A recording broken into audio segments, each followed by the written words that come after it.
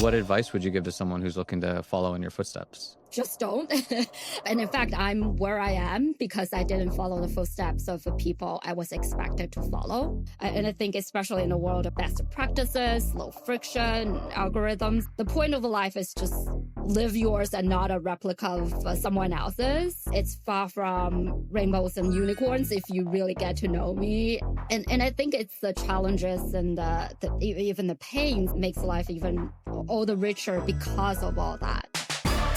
This is In Community with Fahad Khwaja. Before we get into the episode, I'd really appreciate if you take a second to hit subscribe now. Every subscriber matters and helps the show have an opportunity to grow and reach more people. Plus, you'll be the first to hear about what else is coming your way. Thanks for being here. And with that out of the way, let's get into it. Jimian, welcome to In Community. It's good to be in community with you today. Thank you for having me. So I always like to start the conversation by going back to the beginning. So I'm going to ask you to start by telling me a little bit about one of your earliest memories. Okay. I don't know how reliable early memories are, but let's see. I was born in the 80s during the period of one-child policy in China as an introverted only child of an epidemiologist and a surgical nurse. My earliest memories were a mix of solitude, which I thought was interesting, since we're talking about community. Small but very close family, one or two very nerdy friends, and infinite curiosity for the world around me. So a few fragments when always flash through my eyes whenever I travel back to my childhood memories. That includes daydreaming on the front seat of my dad's bike, sneaking out to catch fireflies at night when I slept over at my friend's place. And her mom is a PhD at med school, so we'd deliberately run through the dark hallway of anatomy lab, petrified and thrilled by the thought of the cadavers inside. So I would say, like, all of that, a bit of an adrenaline junkie, and now that I think of it. About how old were you when all that was happening? I think it was kindergarten, first, second grade, maybe like 10 years old. And where were you? I was in a town called Wenzhou. I grew up in a mid-sized coastal city in southeast China. About how big is mid-size when we're talking about China? Because I know there's some very, very big cities in China. So what would you say is mid-size? Yeah, so by mid-size in this context, it's 15 times in land size and over 1 million more population than New York City. So that's mid-size. Yeah. It's a good size. That's a good size. So tell me a little more about the community and where you grew up. What was it like? What was the environment that you grew up with? What was that early part like? Yeah, as I mentioned, I was born during the one-child policy period, which I'm not sure if you're familiar with. Essentially, we don't have siblings, so I lived in my parents' one-bedroom apartment across the street from my grandparents, and most of our neighbors were my dad's colleagues. It's a very tight-knit, middle class and somewhat intellectual community where many of our neighbors worked in the same institution pretty much their entire lives. Mm-hmm. And I think the definition of a middle class in 80s China is also very different from today. We didn't have much. In fact, by today's standards, I think the only luxury items were a landline telephone and in my family we had an upright piano, and that's the pride of the family. We really just material-wise we didn't have much, but I never felt lacking in anything. China was just opening up at the time, while material life was far from being rich, but the neighbors would really enjoy the life and share a community in the way. I would say that we used to gather on our shared balconies. The architecture of China is interesting that we have shared balconies in our low-rise buildings, and we'll gather in the summer nights, chat just about anything, the latest technology they're tinkering with, radio, television, gossips, religion. In contrary to common belief, we do we did talk about that, books, and I even remember this random memory of this ginormous kite they were making, and that somehow just stuck in my memory that it's just a bunch of really curious and neighbors, and whenever there was, especially whenever there's a blackout, which happened Hmm. pretty often in the 80s summer, we would bring out our instruments and play music on the balcony, and that's always a lovely memory. So, as an only child, then, did you feel like you actually had siblings? Because it sounds like the community was pretty close knit. It was, but I don't think that felt the same as Mm. siblings. I think siblings, there were a lot of like sibling rivalry, and you don't feel that with neighbors. It's people that you hang out when you are when you have a shared interest, and then you go back to your home, so you don't have to be in each other's face all day long and have the kind of a frictions that you might have in a family with siblings. But I always wish that I had a sibling. That was the one thing I think is just because you never had one. Right? That's Hmm. the thing. We always wanted the things that we don't have. Yeah, yeah. What made you want a sibling? What do you think it was, other than just not having one? I think for me, I think it's psychologically feeling like there was someone else in the world, and especially as you Mm. grow older, and like obviously grandparents pass away and parents are aging, and just the concept of someone else that share the family, the history of the family, share memories of the family, that just seemed like a really nice concept for me. So yeah. What about that piano? Tell me about the piano. Who was the musician in your family? Um, it None of us were really like real professional musician or even amateur musician by any means, but I think my family just always loved music, and my mom was the one who bought it. And I remember it was even a bit of a argument. There was even a little bit of an argument of because how expensive it was for the income of my family, and but she loved it, and I think we still have it in our old home. It probably doesn't play anymore, but every time I go back, I look at it. It was just brings it brings back so much great memory. Did you play? A little bit, a little bit. I think that's to be expected as any Asian kids, and you have to go to classes, play an instrument or drawing or painting. It's Yeah. expected, but yeah, I play a little bit. Did it hold your interest, or was it something where you just did it sort of because you were expected to? I think at first it was something that I was expected to. Like when I was very little, I Mhm. remember my grandpa or my grandpa asked me, like, "Do you like painting more, piano more?" I was like, "I like painting more because it's more there's more freedom in creativity that I can draw whatever I want, while as music you have to practice and follow the what the teachers told you." But I think as I grew older, I had more appreciation for music, and I actually picked it back up a little later in college, and even after I came to New York, I went to school. I went to the piano practicing room at NYU, played a little bit. I wish I stuck with it, but New York City apartments, it's hard to fit a piano in. It is, yeah. It's funny because you just reminded me that my family actually had an upright piano when I was very young as well, and I took piano lessons, and I think I was pretty good for my age. And then one day I just stopped. Yeah. But I wish I'd kept going because at this point I would not be able to play a single note. So yeah, I think that's interesting that you Yeah. sort of had that too. Yeah. So describe to me a bit more about, as you were growing up, you were in this mid-sized city, as you said, and you had what sounds like a pretty close-knit community. Mhm. But that's a far cry from where you are now, right? Living on the other side of the world, working in a business that, from what you've told me in the past, really wasn't something that you expected to be in. So walk me a bit through your journey, as you were growing older. Was there an expectation that you would go and do a certain type of industry or career, either from your family, your sort of greater community or from yourself?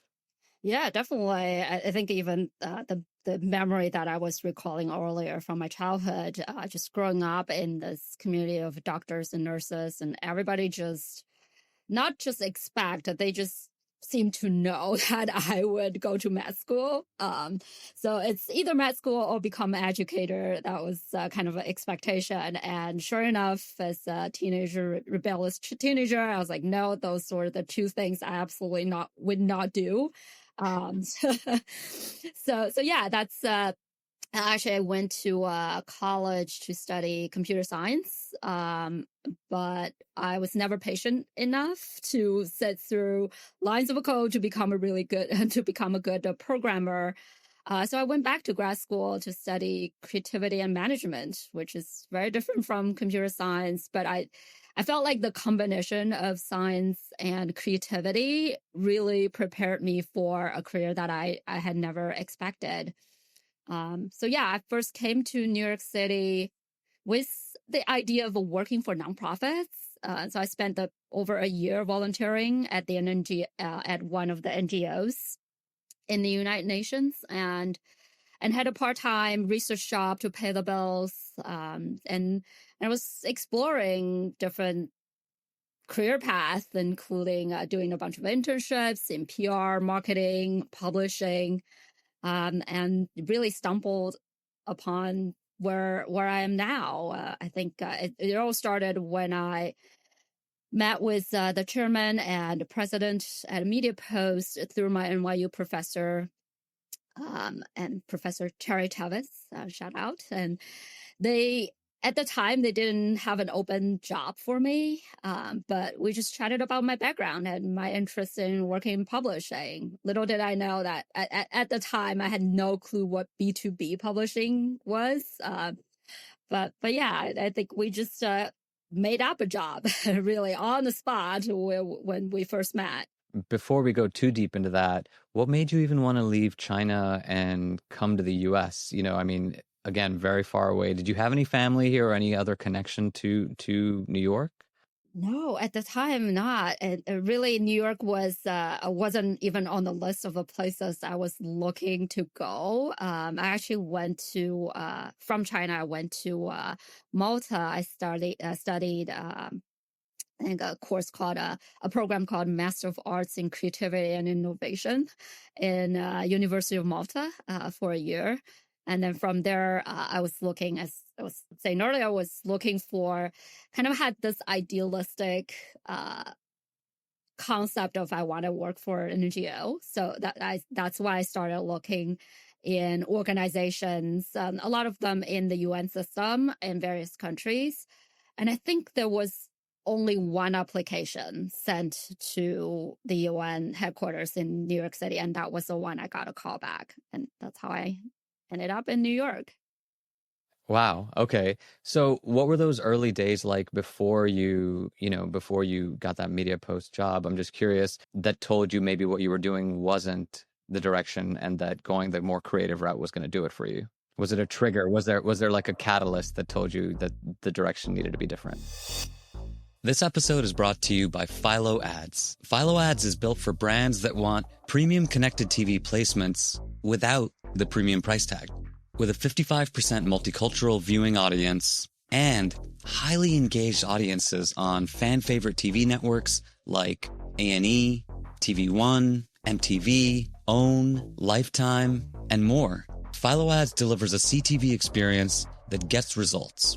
So kick off your next campaign with Philo Ads today at ads.philo.tv. That's ads.philo.tv.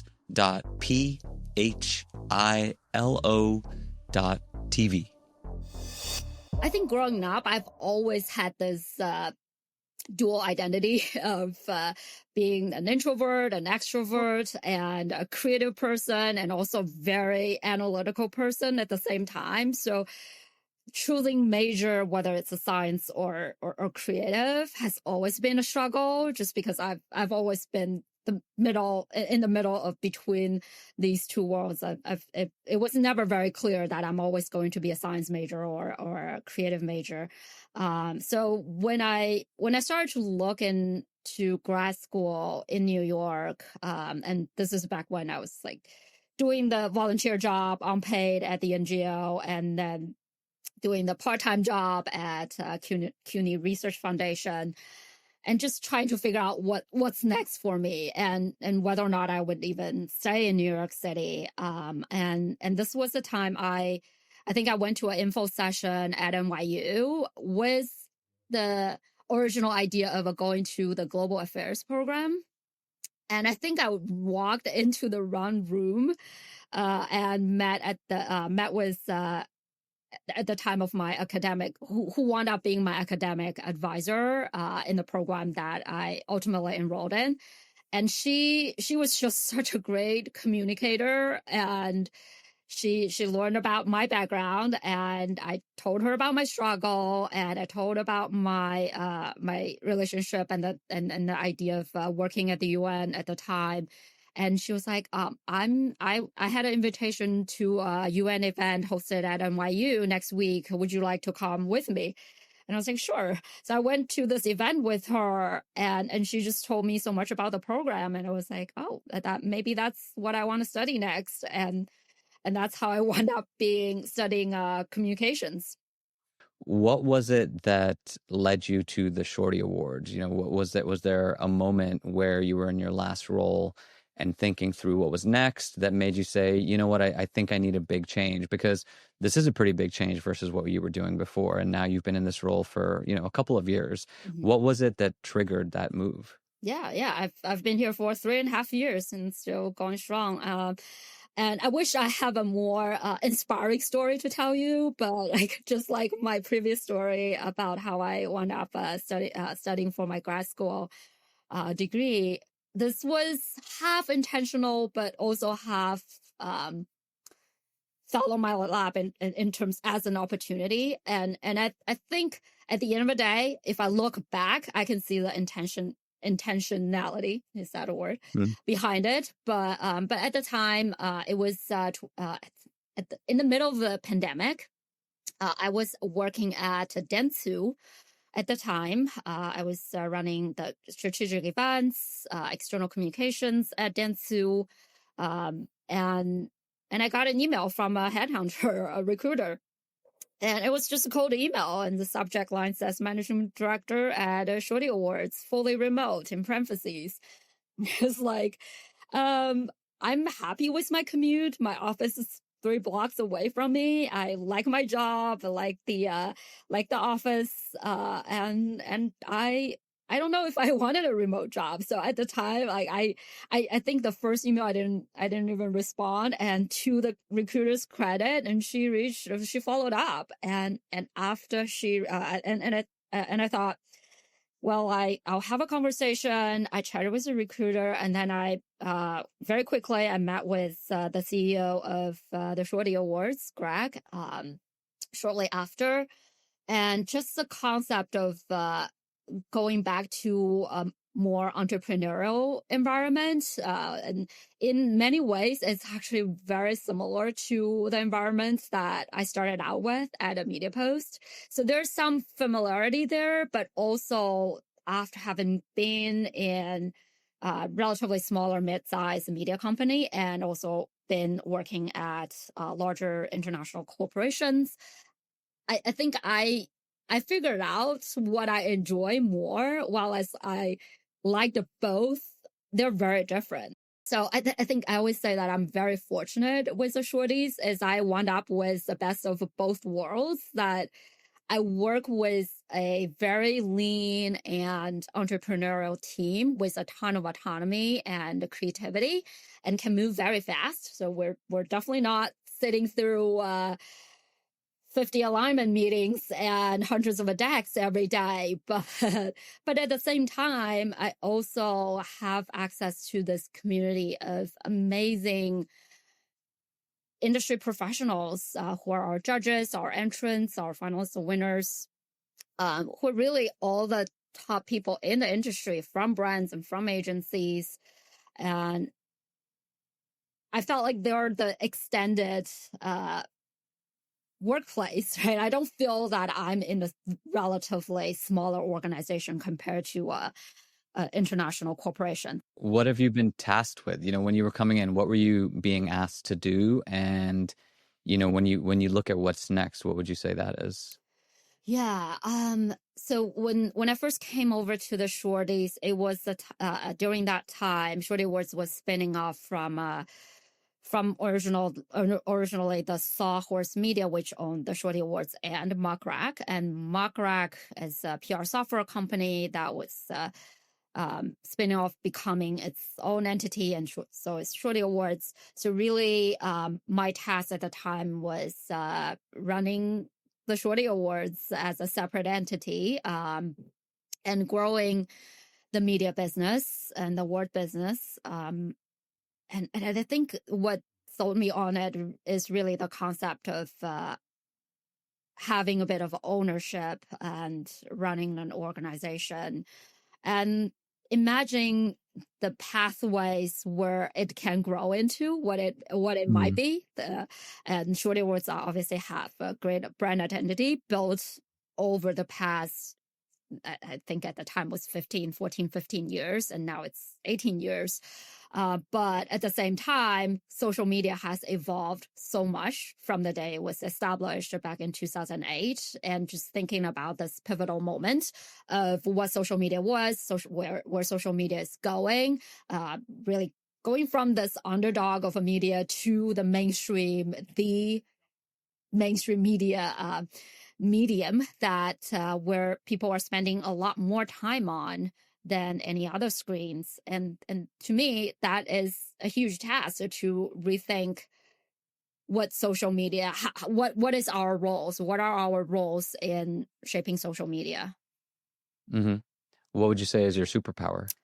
My superpower, I think in the words of one of my former bosses, who I greatly admire, she said, I was very good at untangling hairballs, which by that she means taking a complex problem apart, analyzing it, understanding the perspectives of the different stakeholders, and coming up with a practical solution with a clear understanding of the trade-offs. And I think the key words here is always trade-offs. I think oftentimes people think the solution needs to be the thing that is a silver bullet. And in reality, that's almost never the case, especially if it's a complex problem.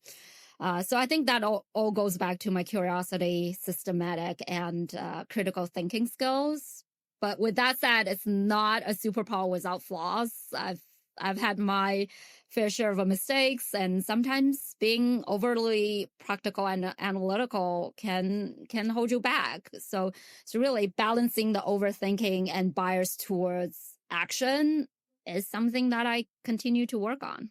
What do you think has been the hardest part of the journey you've had then, whether it's at the Shorties or otherwise? What's been the part where you felt like you struggled the most? I think whatever struggled most at work is probably what I always struggle most in life as well. I don't think our professional life is like a separate persona from who we are. I think just dealing with things that are inherently that makes me, and just as what I was explaining earlier about superpower, the things that makes you unique and strong and is your strengths can also be like, if you go to the extreme end of it, that becomes what you struggle with, right? So essentially the curiosity of me allows me to come up with new ideas every day. And the challenge with a lot of good ideas is you have to prioritize and focus on the things that you can execute on now versus things that you should probably put on the back burner. And things like being overly analytical. It's great to understand, to foresee the problems down the road, but at the same time, you also need to understand you can't let overthinking stop you from acting. What's a specific example of that where there was a time where you struggled?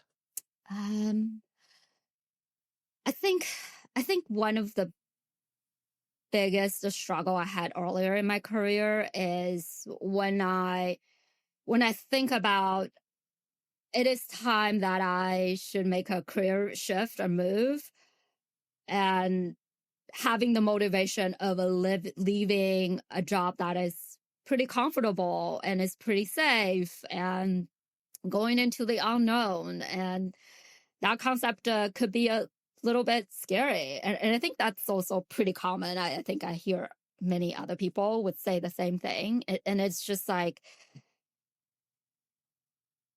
thinking about once you decide it's time for the next chapter, and mapping out the timeline to do that, and not let the things that you have currently to essentially keep you from doing it.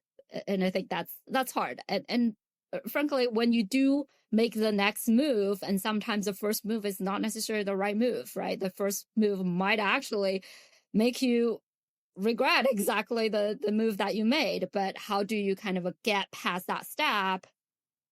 And like 3 steps from that point on, you will look back and say, that was a good decision. But at the time, you wouldn't see it.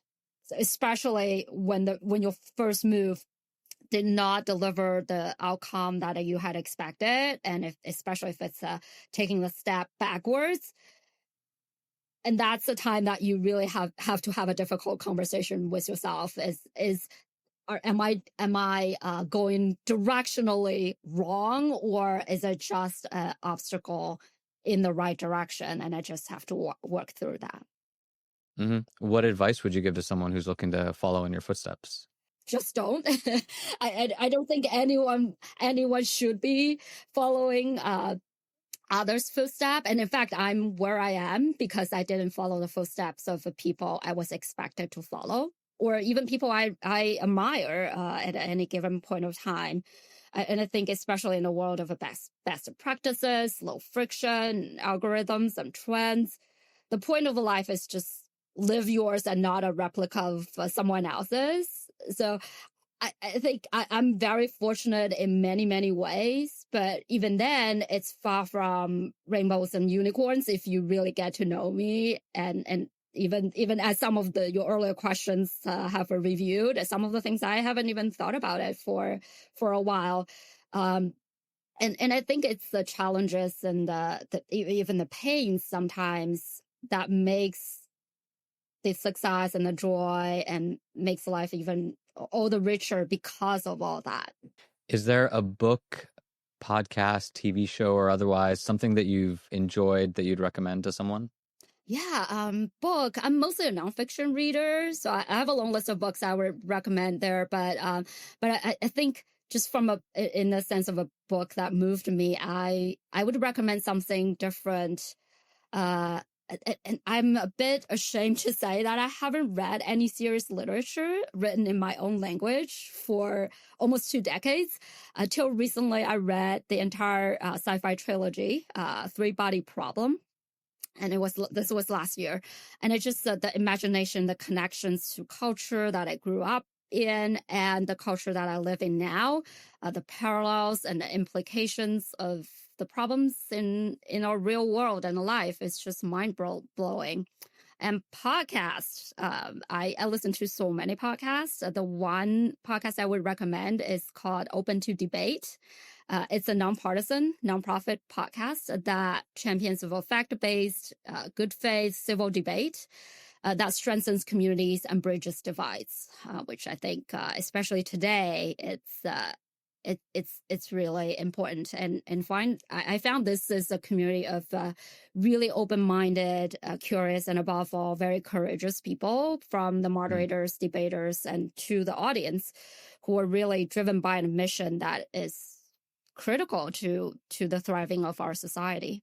That's fantastic. That's a great recommendation. Yeah. It's time to go to the lightning round. Are you ready? Okay, I'm ready. All right. Comedy or drama? Drama. Day or night? Day. Teleportation or time travel? Time travel. Breakfast, sweet or savory? Savory. What is your go-to hype song? Oh,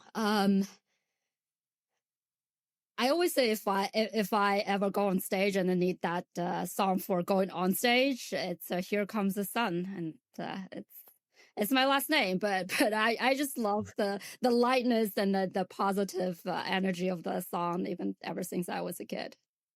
Oh, wow. Okay. So you heard it when you were a kid and it's just Yeah, stuck with you. yeah, yeah. Have you ever actually used that to go up on stage? I don't think I have, but I You literally run an awards show. Come on, you go up on stage all the time. What are you doing? right, right. But yeah, Maybe next award ceremony. yeah, yeah. Thank you for making the time. I appreciate you doing this. Thank you so much. Appreciate you as well. This episode was brought to you by Philo Ads. Philo Ads delivers premium content, a CTV first audience, and zero stress ad buying that works for everyone, from scrappy startups to savvy marketers. So go ahead, shake up your ad buying strategy and launch your next campaign with Philo Ads today. Make sure to visit ads.philo.tv to learn more. That's ads.philo.tv.